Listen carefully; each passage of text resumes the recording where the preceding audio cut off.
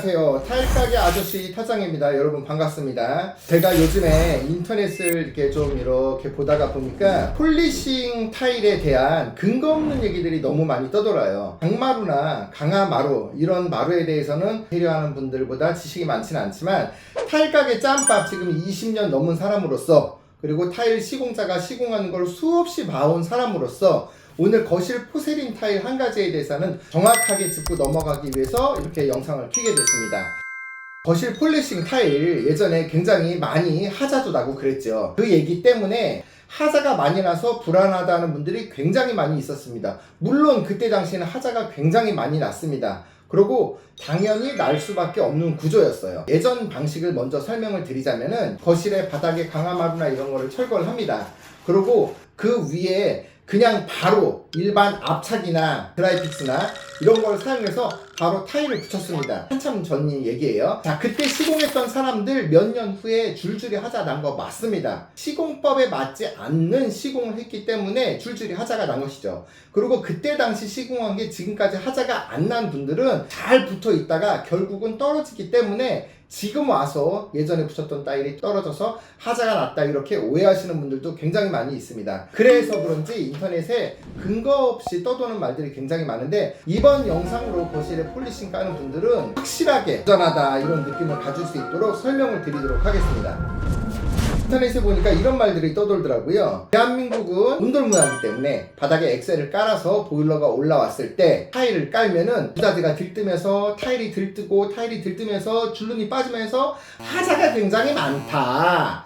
그래서 나는 거실에 폴리싱 타일을 추천하지 않는다. 내가 사용을 해보니까 강화마루나 강마루가 훨씬 더 안전하더라. 물론 그렇습니다. 그런 것도 있습니다. 그만큼 장점과 단점이 있다는 얘기로 생각하시면 될 것 같습니다. 자, 그런데 대부분 사람들이 이렇게 얘기를 해요. 그래도 마루보다는 타일이 장점보다는 단점이 굉장히 많다. 자, 그래서 꼬집은 내용들이 있습니다. 그거를 어떻게 해결하면 되냐? 우선은 부자재 자체가 아덱스 X18이나 X18 프리미엄 같은 고탄성이 있는 부자재가 있습니다. 백 압착이나 드라이픽스 같은 경우에는 바닥에서 온돌이 올라오거나 열기가 올라오면은 갈라지는 단점이 있어요. 그렇기 때문에 타일 자체가 온돌이 올라온 곳에 사용하는 게 아니고 일반 매장 바닥이나 상가 바닥처럼 열기가 올라오지 않는, 난방이 올라오지 않는 그런 곳에 시공하는 부자재이기 때문에 가정집의 사용으로는 적합하지 않습니다. 그래서 이럴 때에는 부자재를 잘못 선택했다고 판단할 수 있습니다. 탄성이 있는 부자재를 사용하면은 지금 이 열기 때문에 타일 들뜸 현상이 발생되는 거는 100% 방지할 수 있으니까 안전하게 생각하시면 되고요. 바닥에 평활토 때문에 타일이 들뜬다. 택도 없는 얘기입니다. 바닥에 평활도가 일반 엑셀을 깔고 미장을 했을 때 평활도가 안 좋을 수 있죠. 그럴 때에는 수평 몰탈로 해가지고 수평을 잡아 놓으시면 되는 거 아니에요. 이걸 압착이나 부자재로 잡으면은 워낙 부자재가 많이 들어가기 때문에 온도도 잘 전달이 되지 않을 뿐더러 이거는 기본 밑바탕 작업이 잘못된 거지, 타일 시공을 했을 때 바닥에 평활도 때문에 타일이 들뜨는 게 아니에요. 폴리싱 타일로 시공을 하기 위한 바닥 수평 작업을 잡아주는 것은 타일 들뜨면서과 관련되지 않은 일입니다. 이거는 기본적으로 작업을 해 놓는 게 맞고요. 폴리싱 타일을 가장 안전하게 튼튼하게 하는 방식을 설명을 드리게 하겠습니다. 수평 몰탈로 해놓고 나서 멀티 프라이머 같은 제품으로 바닥을 도포를 해주는 겁니다.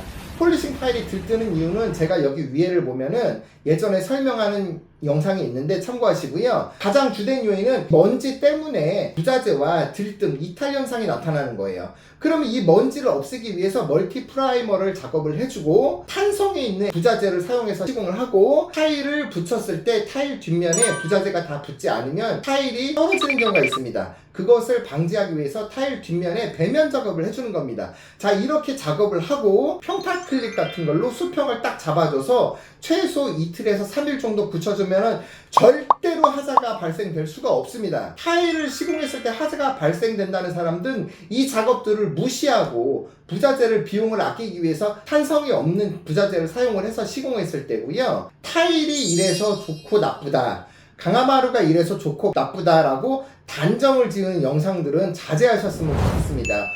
자, 이왕 얘기한 김에 제가 폴리싱 타일의 장점 한번 얘기해 볼까요? 저는 집에 개인적으로 폴리싱 타일로 시공을 하고 있는데 이사가도 또 그걸로 할 거예요. 왜냐? 너무 좋기 때문에. 여름에는 시원해요.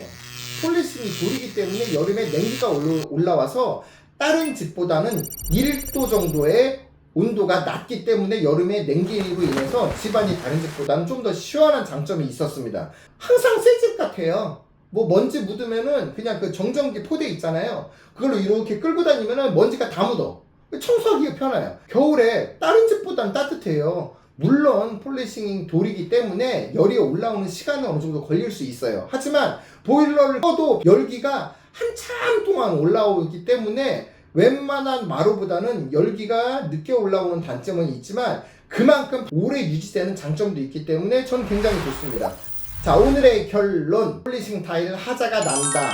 잘못된 얘기입니다. 예전 방식으로 시공하고 부자재와 시공 방식을 적절하게 사용하지 않았을 때 하자가 나는 것이지, 정확한 부자재와 FM적인 시공으로 시공을 했을 때는 절대로 폴리싱 타일이 하자가 날 수가 없다. 고로 폴리싱 타일은 단점보다 장점이 많다는 게 개인적인 오늘의 결론입니다. 여러분들의 궁금증이 다 해결됐으면 좋겠습니다. 자, 이번 영상은 여기서 마감하도록 하겠습니다. 궁금하신 분들은 여러분들이 아래 댓글에서 마음껏 토론을 펼쳐보시기 바랍니다. 지금까지 타일가게 아저씨 타짱이었습니다. 감사합니다.